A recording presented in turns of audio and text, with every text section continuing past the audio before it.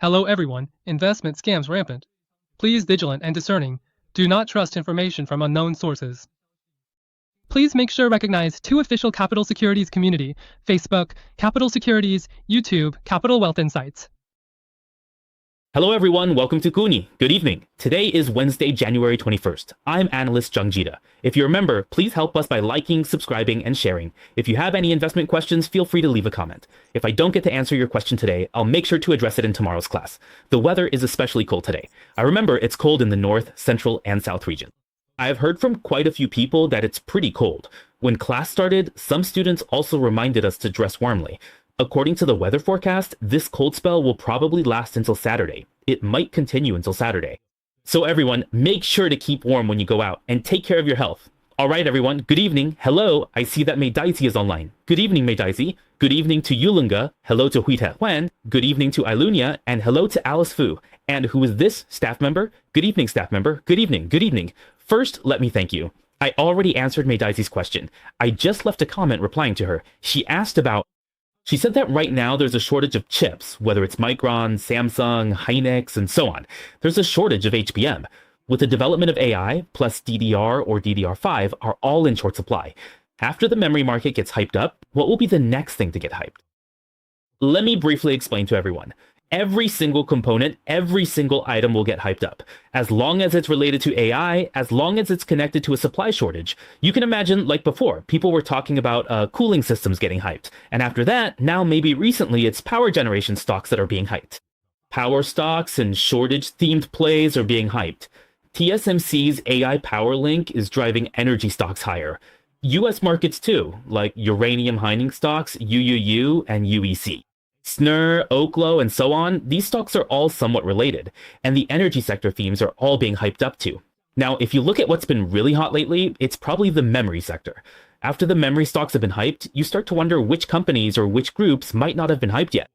For example, lately there's been a lot of hype around things like PCBs, printed circuit boards, or things like fiberglass CCLs, and the hype around these circuit board related stocks has been ongoing. Next, there might be some action and passive components as well. Actually, all these things will keep having their own hype cycles. It's just that, when will the money or the hype move over to these individual stocks? After the hype dies down here, it might just shift to the next one. So this capital will move from memory stocks to other companies. That's why everyone needs to keep a close watch. Now, you might ask, after this round of hype, who's really going to take the baton next? Actually, market flow depends on sentiment. Whether the next hot sector after memory stocks will be passive components is unpredictable. But as volume shifts, trends emerge. I'll track and update you. This is to answer the question related to MyDeco. Alright, so who is this? Linda, good evening. The Sichuan opera is full of climaxes, so make sure you buckle up. Absolutely right. Also, good evening to Louis Young and Jeffrey. Good evening to you both. Yeah, winter is coming. Actually, winter. It's currently the major cold period, so it is very cold right now. This weather will likely last another week, so please stay warm. Now, let's look at today's investment highlights. First, delay as much as possible. If you can drag it out, then drag it out. Denmark's challenge was effective. What does delay as much as possible refer to? It refers to the US Supreme Court's ruling on the legality of Trump's tariffs. They've been postponing it again and again, from January 9th to January 20th, and now they're saying there's still no hearing, no verdict yet, and it might be delayed even further, possibly until February 20th. So does this constant delaying, again and again, have any impact on the US economy, tariffs, or the stock market? I'll give you more details on that in a bit. Whether it's good or bad, it actually has two sides to it. Also, the situation in Denmark has been causing quite a stir. We're talking about one of Denmark's autonomous regions. It's called Greenland. So this has really stirred things up. The whole issue has caused a huge uproar among European and American countries. Everyone's talking about it. And Denmark, they were the first to make a move. But what exactly did they do? So, Denmark has a pension fund under its control. This Danish pension fund announced that by the end of this month, it plans to sell off all the US bonds it holds, and to do so as quickly as possible. The market is now worried. Wow, could other European countries also start selling off US debt as a kind of capital war to counter Trump's tariff war? How will this play out? And is Denmark's move actually effective? Will Europe really start following suit and learn from this example? Denmark is selling off US treasuries and turning its back on Trump, but I don't think it's necessarily that simple. What are the key reasons behind this? I'll break it all down for you in detail during the analysis segment later. As for the industry side of things, Intel is also playing the shortage angle.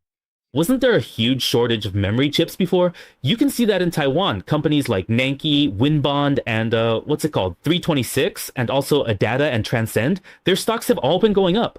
Even US stocks like Micron and SanDisk have been rising. But after all that, who would have thought that Intel, backed by three major investors? Who are these three big investors? The US government, Japan's government, well, Japan's SoftBank, and also Nvidia, they're all like Intel's sugar daddies. So with the backing of these sugar daddies, who would have thought that Intel, just in the past couple of days, is also playing the shortage game? What kind of shortage are we talking about? What's going on with their technicals and fundamentals? Why is the stock price continuing to climb higher in pre-market trading today? Of course, there are reasons for that. So whether this shortage story actually works for Intel is something we need to look at closely. Besides that, a relatively weaker company is what people call the perpetual motion machine of AI. But this AI perpetual motion machine just can't seem to get moving. I'm talking about Oracle. Oracle got sued today, but what's the reason? If Oracle's stock price gets hit by this lawsuit, does it have a chance to come back to life? Or will the whole AI theme, including related opportunities, be affected? That's what we're going to clarify for everyone today. All right, everyone, good evening. Okay, KQQ, good evening to you too. And Jeff Lee, good evening as well. So let's keep going. Besides the topics we've already mentioned, tonight we'll also talk about some economic data. At 11 p.m. tonight, there are two data releases that aren't particularly important, just some quick numbers related to existing home sales. One is the US December pending home sales month over month, with the previous value at 3.6% and the forecast at 0.4%. This will be announced at 11 p.m. tonight. There's also another data point from long ago. It's the US October construction spending month over month. The previous value was 0.2% and the forecast is 0.1%. These two data points are more relevant to real estate and are relatively neutral, so their impact on the US stock market will be pretty minimal. So if you're still awake at 11 p.m., just take a quick look at the related data. Honestly, the overall impact on the market is quite limited. Not much at all. Okay, aside from economic data, I think official speeches and the government stance are extremely important and also influence the market. Why has there been such big volatility in the past couple of days? The main reason is that after Martin Luther King Jr. Day, markets were closed on Monday. If you look at Tuesday and Wednesday, these 2 or 3 days have seen a lot of volatility. In fact, it actually started last Friday. So Trump started talking about wanting to buy Greenland and then said, what about Greenland? If those 8 major European countries don't allow Trump to purchase Greenland, then he's going to impose tariffs, 10% on February 1st and 25% on June 1st. So the renewed concerns about tariffs made the whole Greenland issue a hot topic, and the market started to worry that if tariffs go up again, inflation might spike.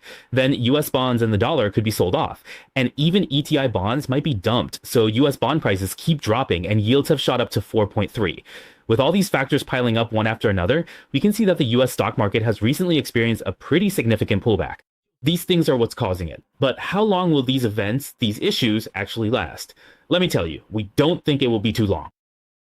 Why don't I think it will last too long? Let's take a look. First, let's talk about something that's been dragging on.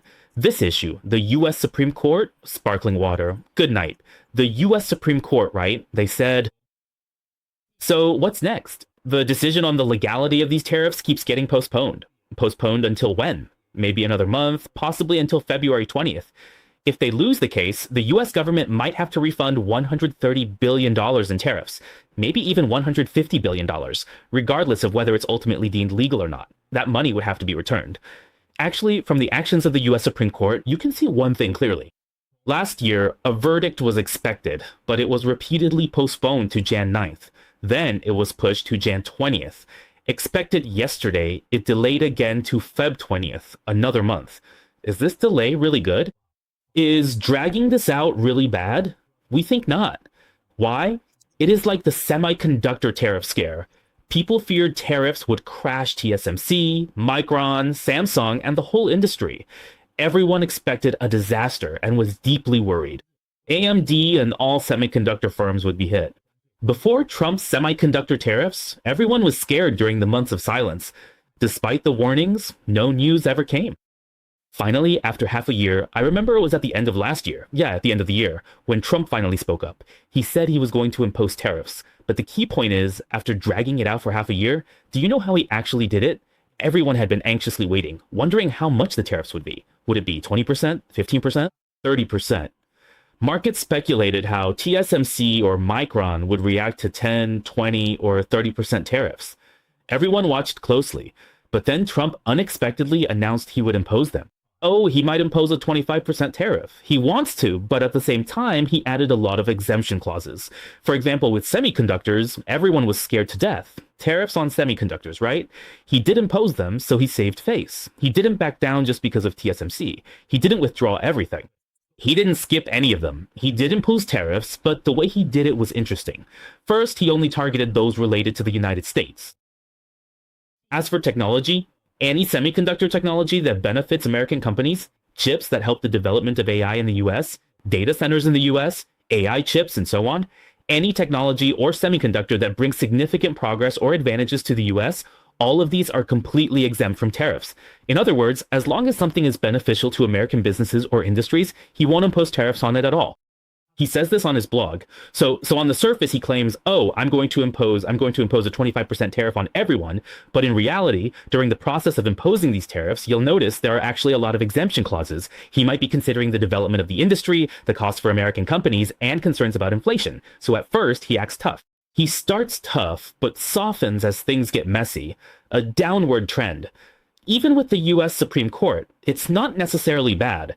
Everyone is waiting to see how much of his actions are legal and what requires refunds. With the world in an uproar, everyone is anxiously awaiting the verdict. The longer this drags on, just remember, the longer it takes, by the time the verdict finally comes out, its impact and shock value won't be as significant anymore. That's because the market has already started to gradually downplay it, or slowly accept the balance between what's legal and what's not. In other words, even if it's not legal, at most, it's just making up for lost time, making up for it, and everyone will talk about it together. But you should also pay attention to what's called a favorable situation. If it turns out to be legal, then fine, it's legal. But right now, they're already taxing it. You might ask, teacher, since they're taxing it now, should we be worried about what happens after? There's no need to worry, because the way they're taxing it now is just like how they tax semiconductors. They're taxing wood and furniture, they are. But what happens after they impose the tax? They announce exemptions, or they postpone it for a year, or delay it for 6 months, situations like that. So there's no need for everyone to be overly pessimistic. Like, teacher, what about the legality of this ruling? What if it gets pushed from January 20th to February 20th? And then if they don't announce anything, it's March 20th, April 20th. Will the uncertainties just keep piling up? Actually, not necessarily, because over time, everyone just becomes numb to it, really numb. So as for the Supreme Court thing, we'll just keep watching. Anyway, when February 20th comes, I'll check again to see if it's legal or not. Honestly, it's not even that important anymore, since there's going to be a big election this year anyway. Even if it's legal, Trump still has to put forward a lot of solid policy proposals to support his economic agenda, to back up his performance, and even to win over so-called public opinion in the polls. Now, as for another matter, that's Denmark's pension fund. Oh, good evening, and also good evening to Caesar. Micron and SMIC are still being held by Moff and Gao, who's selling at a high price, huh? That's really strong. Honestly, their movements are still very strong. Micron and Vision are still very strong. I still recommend, if you don't have any in hand, then there's no need to chase after it, huh? If you do have some, just wait until, if you want to buy, wait until there's a more aggressive pullback. For those of you who are more aggressive, you can wait until it comes down to the 5-day or 10-day moving average before doing a DJ, buying in. For those who are more conservative, you can wait until it reaches the monthly or quarterly moving average and then slowly buy in at lower prices. Will you get the chance to buy in? You definitely will. You just need to be patient. If you already hold some, then just keep holding for now. Anyway, the momentum from this round still looks pretty strong at the moment, as long as the international prices related to the first topic haven't dropped yet. As for companies like Micron, SK Hynix, or even Taiwan's Nanya Technology and Winbond, their momentum is still there for now. But you should always be cautious when prices are high. You need to have a good strategy, and be prepared even when things are going well. Just wait until the day there's a big drop with heavy volume. Remember, be ready to run at the first sign of trouble. When there's a big drop with heavy volume, you need to be the first to get out. Alright, now let's talk about Denmark's pension fund. Denmark's pension fund said that it plans to sell off all of its US bonds before the end of January. About how much is that? How much? $100 million. $100 million. So honestly, this $100 million, when it comes to the overall US national debt and foreign debt, is really just a drop in the bucket. It doesn't have much impact at all, to be honest. It really doesn't make any difference. So this pension fund said that as of now, in 2025, it only has $100 million. After the end of January, because they said they're worried about the risks that Trump's policies might pose to credit, fiscal policy, and the independence of the Federal Reserve, they're going to clear out all their US bonds by the end of January. I think the significance of this move is more symbolic than it is practical. Because honestly, let's put it this way. When it comes to US government bonds, the total amount currently issued by the US government, if I remember correctly, is about $28.3 trillion. $28.3 trillion. What about America's external debt? That's $46.9 trillion. Of that, $28.3 trillion, roughly 60%, is US government bonds. $9.5 trillion is corporate bonds, and $9.1 trillion is other types. And within that $28.3 trillion in US government bonds, about 34% is held by foreign investors. For the $9.5 trillion in corporate bonds, about 28% is held by foreigners. So whether it's corporate bonds or government bonds, roughly 30% of them are held by foreign investors. Okay, so you could say foreigners hold about 30%. Is that a lot or a little? Honestly, it's not a small amount, but it's also not so huge that it's extremely, extremely serious. In other words, if these foreign investors really got spooked and decided to sell off all their US government bonds and corporate bonds, first of all, is it possible? The chances are very, very low.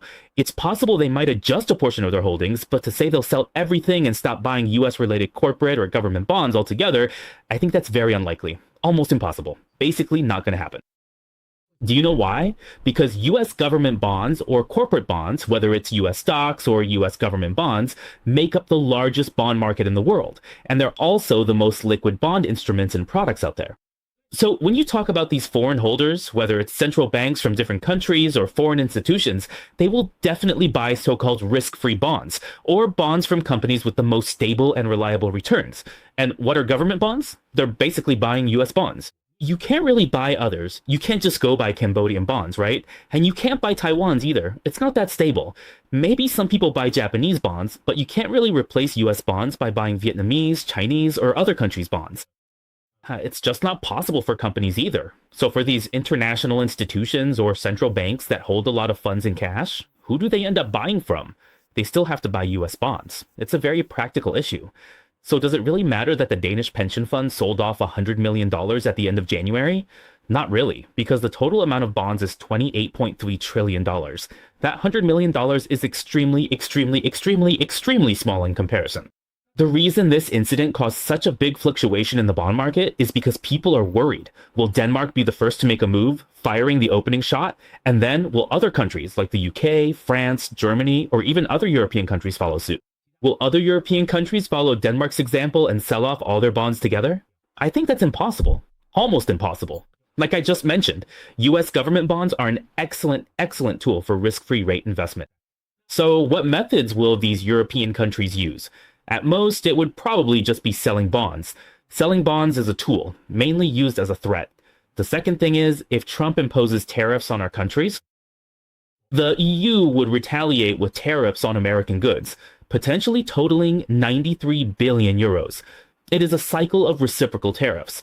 No country dares to go all out, so whether it is tariffs or not, or selling bonds for that matter, these are all just negotiation tools. You really need to remember this. They're just tools for negotiation. That's all.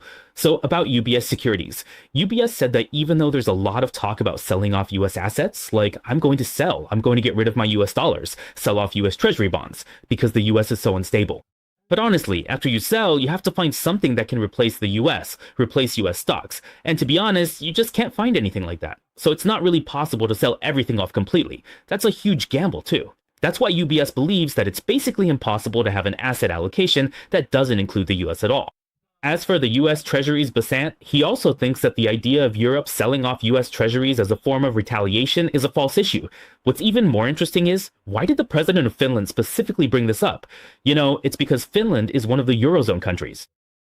It's one of the so-called OBA countries that Trump singled out for tariffs. If I remember correctly, it's something like Denmark, Sweden, then England, Ireland, and then Finland and Norway. About 8 countries in total. So the president of Finland, he's interesting. He made a prediction. He said that the crisis in Greenland might ease by the end of this week. He didn't say it would be completely resolved, just that it might ease, at least start to slow down. So why did he say it could ease? That suggests there might be some new proposals or room for negotiation. Okay, so that's the idea. The president of Finland, as one of the OBA countries, actually said that things might ease up by this weekend, so everyone is watching to see what happens. Also, Wells Fargo commented as well. Wells Fargo said, everyone can also recall that starting from last April, good evening, Monica, starting from April 2025, you can see that after Trump imposed what he called global reciprocal tariffs, the whole world started to retaliate. Neighboring countries like France, Germany, Australia, and China all responded with countermeasures. Even Japan, South Korea, and Taiwan wanted to retaliate. And after all that retaliation, what happened in the end? In the end, it was everyone ended up taking a step back, but in the end, many countries still got hit with tariffs of at least 15% to around 20%. After all, a lot of these countries used to make a ton of money off the US. They made a lot from trade with America, earning foreign exchange like crazy. So during this period, you could say they let the US save a little face, let Trump save a little face. So maybe they accepted tariffs of 15% to 20% and let him impose them. In the end, during the negotiations, except for China, not counting China, since China didn't manage to negotiate a good percentage, because both sides had their own technologies and products to sign off on. Basically, all the other countries compromised. They all compromised. But you'll notice that, according to Wells Fargo, since last April, there's been this back and forth. One moment they say they're going to impose tariffs, then each country comes up with countermeasures. After the countermeasures, they end up threatening each other again. But in the end, it always leads to a compromise. So no matter how they negotiate, no matter what is said, every country is reluctant to use their economy and people's livelihoods as tools for war, or as chips to gamble with. It's very difficult, almost impossible to do that. So in the end, no matter how fierce the rhetoric, no matter how harsh the words or tough the stance, when it comes to economic, livelihood, inflation, or trade considerations, there will always be concessions. The only difference is how much each country is willing to concede. So on the flip side, this also applies to things like tariffs and what we just talked about. As for selling off US Treasury bonds, you can also see it as just a tactic, a bargaining chip in negotiations. So will they eventually reach an agreement? I think they will in the end. As for whether it will be settled this week, like the Finnish president said, or at some other time, I don't know. But I can tell you all that things like this, like the Greenland issue, definitely have a chance to be resolved. It's not that complicated or difficult of a matter. Compared to the conflicts between Israel and Hamas or Ukraine and Russia, I think the Greenland issue is the easiest to handle. Seriously, it's very simple. Basically, if you're Trump, you just need to sit down and have a proper talk with these European countries, with Denmark and Greenland, and discuss what ways there are to enhance the strategic position without touching on the issue of sovereignty. Like, you can't just go in thinking you can buy the place outright, because that's not going to work. It's kind of like forcing someone into marriage. You didn't even ask the bride if she's willing. You just barge into her bridal chamber. Or you say, marry me. If you don't marry me, I'll kill your whole family. That feels really weird, right? You're not respecting her feelings at all. So you should sit down and build a relationship first. Honestly, I think Greenland isn't an area where you can't negotiate. It just depends on how Trump goes about it. The problem is, he likes to be all brash, just barging into someone's room and saying, you have to marry me. If you don't, I'll do this or that. It's just baffling, really. So looking back at this whole thing, I think in the end, the Greenland issue will probably be resolved properly. Now, about US bond yields, because of short-term impacts like the tariff war between Europe and the US heating up, and also some people wanting to sell off dollars and US bonds, we can see the effects of these shocks. The yield on bonds shot up to 4.26, and then the terminal rate is 3.15 with rate cuts around 1.9 times. The market sees this as a short-term fluctuation to move on from. Regarding whether this causes a massive crash in the US dollar and markets, or if stocks turn bearish. It won't happen that quickly, and it won't be that bad, but there is indeed short-term pressure for a pullback, and short-term volatility is definitely present. In the short term, the indexes, US stocks, and the Magnificent Seven are all experiencing declines. This is definitely happening. It's just that these events are accelerating the pace of the pullback and speeding up the consolidation period. That's basically it. But as for whether it's turned into a bear market, right now it hasn't. There's no sign of a long-term bull market turning into a long-term bear market at this point. Okay, alright, moving on. Hi XY Road, good evening, number 7251. The US dollar index dipped 0.03%, staying above key moving averages. Regarding geopolitical risks, Trump continues to stir things up with his usual tactics. He has his strengths, but his weakness is that he loves to show off and likes to come up with all sorts of strange antics. For example, just yesterday, he held a press conference marking the 1-year anniversary of his return to the White House, where he talked a lot about his achievements. He brought out a thick book. I watched the video. He said he brought out this thick book saying, "This book contains all my achievements from the past year." That record detailed how many accomplishments he had achieved. How many? 365 achievements, right? Why 365? It's simple. Why not pick another number? Why not 200 or 100? He chose 365 because there are 365 days in a year. So he listed 365 accomplishments to show that he had an achievement every single day, that he contributed something every day. That's incredible, right? Like a perfect score, 100%. So impressive, right? So 365 days, 365 achievements. He said so. The Safe said something about considering taking back the Panama Canal, and that he wouldn't attend the G7 meetings, and considering letting the opposition, like that Venezuelan opposition, Machado, the one who won the Nobel Peace Prize, he said considering Machado's involvement in Venezuela's affairs, and then said that next year the US won't have a trade deficit, and that the United Nations and all those peace committees and so on will continue to exist. He talked about a lot of things, even said, he even approved a picture. He photoshopped a picture. It's really rare. It's hard to imagine that the president of such a powerful country, the most powerful country in the world, would go and photoshop an image. So what did he photoshop? He took pictures of Greenland, Canada, and Venezuela and merged them all into US territory. This was his way of showing that he wants to take Greenland, wants to take Canada. Maybe Canada would become the 51st state or something like that. Anyway, he's always up to these kinds of tricks, always coming up with new stunts. So for the next 3 years, that's probably what he'll keep doing. Is he just doing it for the sake of doing it? Everyone needs to remember, everyone really needs to remember, yeah, banana-flavored pills. Everyone needs to remember that this is just how Trump is by nature. That's just his personality. So when you see these policies or watch his actions, just remember to fasten your seatbelt. Try to manage your stock positions carefully. Whatever you do, don't go all in, okay? Don't put all your cash in, because sometimes because of just one move, things can get really volatile. Sometimes there might be a sudden big drop. For example, the NASDAQ or the S&P might pull back, maybe 5%, even 10%. That's possible. If it pulls back 10% and you have extra cash on hand, you can take the opportunity to buy the dip, because right now it's not a bear market. You can buy on the dip. Why? Because there's no need to rush. Trump is running for election this year. As long as you see the Dow dropping, the NASDAQ and S&P dropping, inflation going up, and the Fed not wanting to cut rates, believe me, Trump is more anxious than anyone here. Trump is more anxious than any of us. You have to remember this. Trump is more anxious than any of us. So if you see the indexes crashing, dropping 10 or 20%, let me tell you, things will bounce back quickly. That's why I say, whenever the market dips, you should look for some beaten down stocks to buy at a lower price. Why? Because when Trump gets anxious, he'll roll out new incentives. He'll post on his social media saying, "Oh, now is the best time to buy US stocks." Most likely, 8 or 9 times out of 10, he's about to announce some strong measures. So for now, we still need to keep a close watch on Trump as an investment advisor. Don't fear the drop, but avoid rushing in or going all in. NY crude fell 1.36%. Only Iran-related events will impact oil prices. Other risks won't. Gold may rise, but for oil, only Iran matters.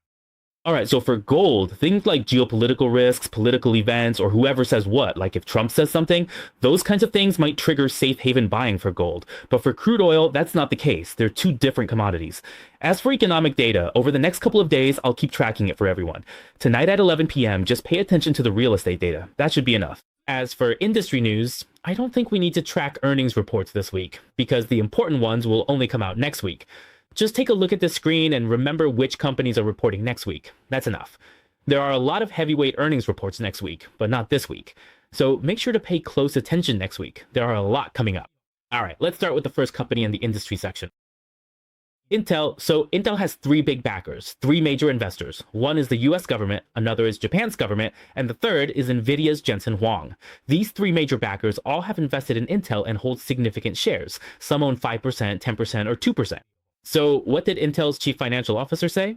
He said that right now, because demand for data centers and CPUs has exceeded expectations, the company's chip inventory is being depleted rapidly. It's expected that in the first quarter of this year, so the first quarter of 2020, the entire inventory will be completely used up, all gone. So what is Intel expanding? They're expanding the Intel 7 production line. But even with this expansion, it's still expected that in 2026, even just a little bit this year, they'll be entering a period of supply shortages. I don't really get why it's going to be so tight. Anyway, right now, it's all about this so-called shortage story. He's basically telling everyone that because advanced manufacturing processes and AI development are doing so well right now, a lot of people are probably buying TSMC's chips and using their advanced processes. Maybe there's a bit of hype going on. It's like he's telling everyone that. It's kind of like how in the first wave right now, companies like Micron, Samsung, and SK Hynix are all putting their production capacity into aggressively developing HBM. High frequency integrated HBM3, HBM4, right? So the lower end or consumer and niche memory products, no one's really making those anymore. That's why companies like Nanya, Winbond, and others in the same space, like Silicon Motion, are all seeing their stock prices soar. That's basically what's happening. So Intel is thinking, I'll just play the same game. They're telling everyone that right now, data center CPUs and GPUs are all being hyped up. In advanced cities, everyone is buying TSMC chips. So maybe some consumer batteries used in computers or some related CPUs or other relatively low-end intermediary components might not have as much production capacity allocated to them. That's also part of the reason why. So for Intel, our own chip inventory is also being depleted quickly. Because why? Because all the really good chips are being used to support cash flow. Because Intel still can't produce anything as advanced as TSMC's 2nm or 3nm process chips. However, when it comes to consumer-related products like notebooks, laptops, and so on, our CPUs are made very well, really excellent. Our data center chips are also doing pretty well, and overall, our CPUs are performing great. So he said that our company's chips and inventory have also been quickly snapped up by many customers, and basically sold out. In the first quarter of this year, all our inventory was completely used up, which let everyone, our customers, know that if you don't hurry up and buy, if you keep waiting, my production capacity will be... When demand exceeds supply, there's no way to immediately provide support. So this kind of shortage, this hype around shortages, right now it seems like every major industry might get involved in this. In the past, as long as something was even slightly related to AI, its stock price would shoot up. Recently, the hype is all about hype centers on shortages and lack of production capacity. Any company short on inventory sees its stock price rise. Intel stocks surged yesterday, and pre-market trading rose again today. The upward channel remains intact.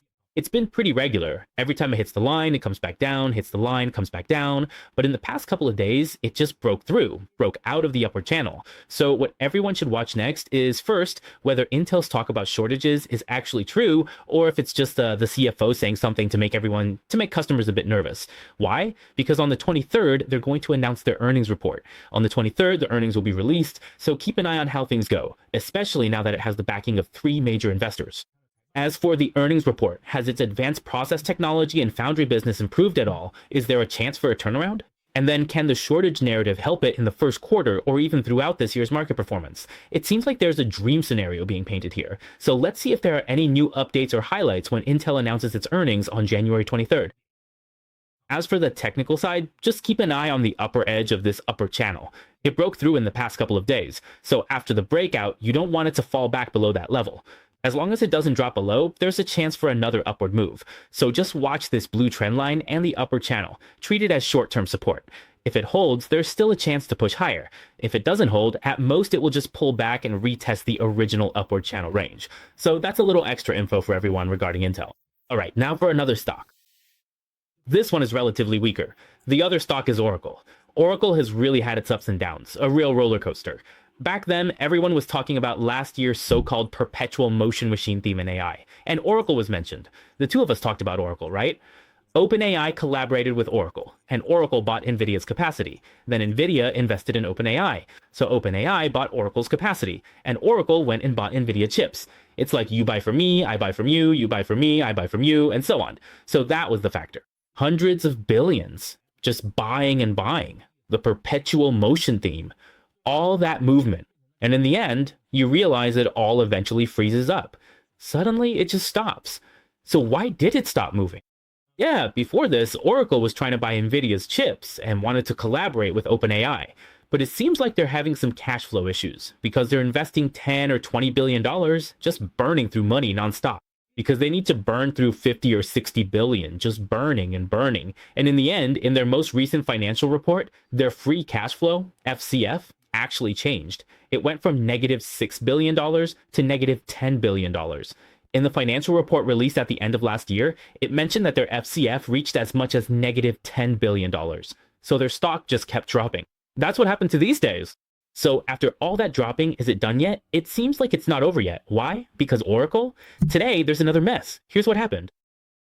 So what about Oracle? The bondholders have filed a lawsuit against them. What are they suing for? They claim that Oracle didn't disclose their financial reports in a timely manner, didn't make disclosures, and said that in order to invest in AI-related facilities, they had to take on a large amount of debt. And this debt has caused financial losses for the bondholders. And this has also led investors to question Oracle's financial transparency and management decisions, okay? So that's why what was supposed to be a perpetual motion machine has now become a machine that's permanently frozen. As for the outcome of this lawsuit, we still don't know yet. All we can say is that things are going from bad to worse for Oracle right now. So what about the stock price yesterday? It actually continued to weaken, plunging 5.85% yesterday, mainly due to the impact of this lawsuit. Overall, you can see that the 20-day, 50-day, and even the 200-day moving averages are all above, creating strong overhead resistance. They're all acting as a cap on the price. So in the short term, I think Oracle's current downward trend isn't over yet. It hasn't completely stopped falling. This includes things like its CDS, which, if I remember correctly, even hit a new high since March 2009. The rate surged because everyone is worried about Oracle's debt. There are concerns about default, even though the risk of default is actually very low. Honestly, the risk of Oracle defaulting is very low. Do you really think Oracle would go bankrupt, run out of cash, or collapse? That's unlikely. It's just that the market sentiment and expectations have some doubts about them. So that's why its stock price dropped all the way from $350 last September and kept falling from $350 to where it is now, basically cut in half. In less than half a year, it's already been halved. Meanwhile, the major indexes like the Nasdaq and the Philadelphia Semiconductor Index have hit new highs, but Oracle stock has been cut in half.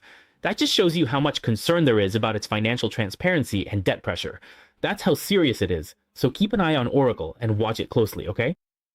Only when the perpetual motion machine story and the debt situation are resolved enough to put everyone's doubts to rest will the stock price possibly have a real chance to stabilize.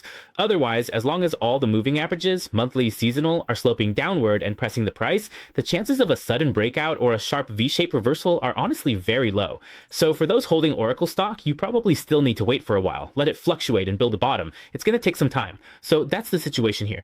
Let me add a bit more about the financial report and some fundamentals for everyone. About Oracle. As for what Jeffrey said, that Gia in Oracle refers to the Gia in hard to tell real from fake. Speaking of things being hard to tell apart, honestly, I think it's really hard to distinguish between what's real and what's fake. There's this one company that everyone really criticizes a lot. When it comes to their materials, that's what you call truly hard to tell real from fake. Their financial reports always have some issues. Sometimes they can't even produce the report. Then suddenly they'll tell you the report will be delayed by a few pages, or that the report is out but doesn't meet the regulations. Then they'll say they've received an order, and the next moment they'll say the order is delayed. You know that one, what's it called? SNCI. Yeah, SNCI. I think the doubts about that company are even bigger. It's actually the company in the market that gets criticized the most. Its stock price was hyped up to $1,200, right? Then, after a 10-for-1 split, now it's dropped to about $30 or $40. Anyway, there have been a lot of issues along the way. It almost got delisted from Nasdaq. Actually, it was delisted once before because they couldn't file their financial report. Then, I don't remember if it was last year or the year before, but the same thing happened again. They couldn't file their financials. Then, a short-selling firm came out and directly accused them of falsifying their financial statements. They said the finance team committed fraud, which caused major chaos. So I think SNC's issues far exceed Oracle's. We'll watch what follows. Briefly, can this AI perpetual motion machine truly unfreeze and start running again, becoming active? Let's just keep watching and see what happens. Now, to add a bit more about SNCI and Hector, good evening. As for Netflix, Netflix is also pretty interesting. I think most people probably have someone at home who subscribes to Netflix. There are a lot of good shows on Netflix. Honestly, a lot of them are really worth watching. A while back, didn't I tell you all about this one movie I saw? It was a Hong Kong film, or maybe a domestic one. What was it called again? Totally forgot. Totally forgot. It's been a while. It was last year, right? I remember it starred Angelica Lee and Shu Qi. What was it called? Was it called Reviver or something like that? I really can't remember. Anyway, that one, that Netflix series, it was only about 6 episodes, just around 6. It was actually pretty good, and both Shu Qi and Angelica Lee starred in it. Some Taiwanese films are good, and Stranger Things is popular. I heard the final season is out. Netflix has many great shows, but the recent issue isn't about quality. So what is the problem with Netflix lately? Their Q4 report shows revenue was $12.05 billion, up nearly 18%, meeting expectations. EPS was 56 cents. Global subscribers hit 325 million households. For 2025, total annual advertising revenue should reach $1.5 billion. That's a 2.5x yearly increase, which is impressive. Both their Q4 and full year reports and annual revenue were strong. They project 2026 revenue at over $50.7 billion, meeting expectations. So everything looks good, except for one thing. What's not so good? Their forecast for this year, specifically for the first quarter. For the first quarter of this year, their operating profit is $3.9 billion and EPS is 76 cents, both of which fell short of expectations. In other words, everyone was thinking, wow, you did really well last year. That's great. But for the first quarter of this year, the results are actually below expectations. Although the full year results are better than expected, what else is the market worried about? Besides the fact that the first quarter suddenly fell short of expectations, there's also the issue of their plan to acquire Warner Bros. Discovery. People are concerned about this, wondering why they're planning to spend so much money all at once. Why are they spending so much? Because back in December last year, Netflix originally said they were going to spend $82.7 billion. They plan to use about $82.7 billion US dollars for the acquisition, with a certain proportion in cash and some in stocks, splitting it up for the deal. But now, in order to compete with Paramount, since Paramount has offered nearly $110 billion US dollars, they want to use cash for the acquisition of Warner Bros. They're worried they won't be able to outbid them, so now the board of directors is saying they changed the proposal to $82.7 billion, and now the entire acquisition is supposed to be done in cash. But is it really possible to come up with that much money? We'll just have to keep watching to see what happens. Anyway, if Netflix really does manage to successfully acquire Warner Bros., it would definitely be a plus. It would be beneficial for both companies, and the effect would be pretty good. If you have time, you can check out Warner Bros. Discovery. They have a lot of channels under their umbrella: HBO, Discovery, CNN, Cartoon Network, and more. There are a lot of things, like what? Marvel? Or other kinds of anime themes? Batman and Superman are both movie franchises under Warner Bros. So if these two big companies work together, the synergy would be pretty significant. But what's the problem? The first issue is that if they really have to use all cash for the acquisition, the market is worried that the cost will be pretty high. The second issue is a non-economic factor. That is, Paramount also wants to acquire Warner Bros. But the main shareholder and decision maker at Paramount is someone named David Ellison. That's right, David Ellison. And who is he? He's the son of Larry Ellison, the founder of Oracle. And what about Oracle? Oracle is the father, of course. Oracle has a closer relationship with Trump, so you have to understand that this merger and acquisition deal is not going to be straightforward. There will be a lot of competition issues and barriers, not just about who offers more money. Will this merger and acquisition deal be blocked? Will there be interference or manipulation? It's even possible that Netflix could get taken out, because Paramount's main advantage is its close relationship with Trump. Now, the reason Paramount wants to buy Warner Bros. Is because Warner Bros. Owns a channel called CNN. CNN, this news channel, often talks badly about Trump. Now that the election is coming up, Paramount kind of wants to help Trump by buying CNN. To buy CNN, you have to buy Warner Bros. So they spent a huge amount of money, $110 billion, trying to snatch Warner Bros. From Netflix. So what I'm saying is there are some political considerations involved here, which makes the whole thing less straightforward. And when things aren't straightforward, I think there will be more strange and complicated issues with Netflix's future acquisitions, and it could get pretty troublesome. So moving forward, we'll just have to see what happens. As for Warner Bros., who will end up taking control? You can all think about it too. In the end, will it be Netflix who gets it, or will it go to Paramount? I think everyone can make a guess, and you can also write down your opinions. Who do you think Warner Bros. Will end up with? Should they choose Netflix, or should they choose someone else? Or maybe Paramount, or maybe in the end, Warner Bros. Won't go with either of them. It's possible they won't choose either one. I really can't say what will be more convenient for them. As for the technical side, Netflix's stock also dropped by 0.84% yesterday. Let me just quickly add a little bit of extra info for everyone. This isn't about fundamentals or technicals, just purely statistical stuff. Netflix is pretty interesting. At the end of last October, they did a 10-for-1 stock split, right? After the split, trading started around November 10th. Looking at the last 2 times Netflix did this, every time they do the split, the same thing happens. The last 2 times were exactly the same. After each split, doesn't the stock price usually drop a lot? Yeah, that's normal, because when you split, say one for several, after the split, the price typically drops and keeps dropping. The last 2 times, it was the same, which is pretty interesting. I don't know why, but after each of the last 2 splits, the price started dropping right after the split, kept falling for a year, and then after a year, it started to surge. Then innovation gets going. The last 2 times were like this, so this time is pretty interesting too. This time, after the split at the end of October last year, the stock price went from about $1,200 since it was a 1-for-10 split. So from $120, it kept dropping all the way down. It's been falling for 3 months now. It hasn't bounced back at all. It's been dropping for 3 months, from $120 down to $87. Already 3 months of decline. So will it follow the same pattern as the last 2 splits? We don't know. Anyway, just treat it as a reference. In the past 2 times, it dropped for a year and then surged back up in the end. We'll just have to wait and see. So this is just a follow-up to share with everyone about its technical side and the previous splits. Here's a pretty interesting statistic. As for the fundamentals, honestly, there's really not much of a problem with them. Seriously, there's not much of an issue. After all, there are 325 million people worldwide subscribing to it, so it's not a big problem. The only thing is that the stock price is relatively weak. Honestly, Netflix's stock price is still pretty weak in the short term, so just be a bit cautious. No matter whether it eventually succeeds in acquiring Warner Bros. Or not, maybe after the acquisition, but even after the acquisition, it might not necessarily be a good thing. Why? Even though, yes, there could be some synergies, after the acquisition, it might actually run into some trouble. Trump would come after them. Trump might even try to buy Netflix. Why? Because the CNN he's been obsessed with wanting to take over ended up being snatched by Netflix. So Trump would definitely want to mess with them somehow. That's basically what I'm saying. I'm more worried about things like this happening. Anyway, the stock price is still relatively weak at the moment. Okay, as for Amazon, they mentioned that many manufacturers' costs now, because of tariffs, have gradually been reflected in their costs. So they believe that since last fall, some of the lower cost inventory has already been used up. This includes a lot of their partner factories as well. They've noticed that tariff costs are slowly being factored into the selling price. So this is something to keep in mind.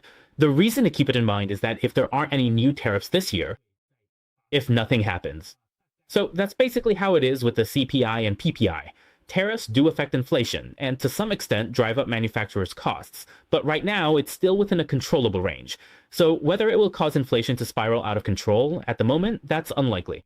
At the moment, as long as there aren't any new tariffs to shake things up, it's still manageable and acceptable. So just keep Amazon's statement in mind. Costs will be affected to some extent, but it's not out of control yet. Alright, looking at the US stock market before the opening bell, United Airlines is really soaring. It went up by 3.48% because its earnings report was pretty good. Also, companies like SanDisk rose by 2.97%, and Micron Technology was up by 2.3%. In addition, with support from its 3 major backers, Intel continued to rise in pre-market trading in the US, up 2.47%. This includes companies related to lithium batteries, like Albemarle, which also rose 2.9% before the market opened. Newmont also went up by 2.61%, and Freeport rose by 2.18%, and so on. Gold mining, mineral mining, lithium mining, whatever kind of mining, all these companies are going up. As for the companies that dropped, Netflix is the one. Like I just mentioned, their Q1 earnings forecast fell short of expectations, so in pre-market trading, it plunged by 6.72%. That's a big deal. Yesterday, it closed at 87, and if it drops another 6, who knows how far it'll fall. So Netflix, it dropped 6% after hours. A lot of others, like Kraft Heinz, also fell 5%, probably because of some rumors, more or less. Buffett seems to be selling a large portion this time. Kraft Heinz is famous for its ketchup. Meanwhile, Chubb dropped 4% in pre-market as earnings missed expectations. Johnson & Johnson also fell 2.47%. Overall, looking at it, including Apple, which fell 0.57%. In general, today's US stock market is still mainly about individual stock performance. The Magnificent Seven are still relatively weak, still taking a bit of a breather, so it's more about how individual stocks are doing. Maybe some memory chip companies, some mining companies, gold mining companies, or those that have been affected. Companies tied to shortages like Micron or Intel may rise, while underperformers like Netflix or banks might drop or move sideways, as the rising keep rising. Looking at the Magnificent Seven, they're consolidating sideways. Will they rise later? Yes, but they must stabilize first. Recently, small and mid caps have led the market.